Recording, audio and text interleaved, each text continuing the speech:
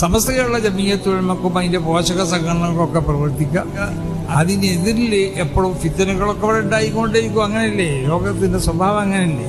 അത് ഫിത്തന പല ജാതി ഫിത്തനത്തൊക്കെ മൗജിൽ ബഹർ എന്ന് പറഞ്ഞില്ലേ, സമുദ്രമാനകൾ അലടിച്ച് ആർത്തിരമ്പി വരുന്നത് പോലെ ഒന്നിന് പുറകെ ഒന്നായിക്കൊണ്ട് ഫിത്തനകൾ ഉണ്ടായിത്തീരും.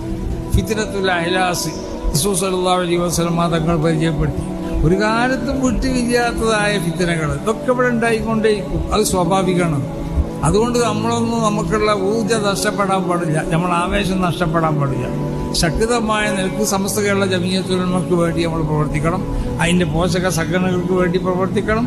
അതിനെതിൽ വരുന്നതായ എന്ത് വിമർശനങ്ങളോ അല്ലെങ്കിൽ എന്തെങ്കിലും ത്വരപ്പം പണികളൊക്കെ ഉണ്ടെങ്കിൽ അത് അറിയിക്കുന്നതായ അവജ്ഞയോടുകൂടി നമ്മൾ തള്ളിക്കളയണം. എന്താ ഒരു മദ്രസ മാനേജ്മെന്റിന്റെ പുതിയൊരു സർക്കുലർ ഉണ്ടെന്ന് പറഞ്ഞല്ലോ, പൂർവ്വ വിദ്യാർത്ഥി സംഘടന ഉണ്ടാക്കണം.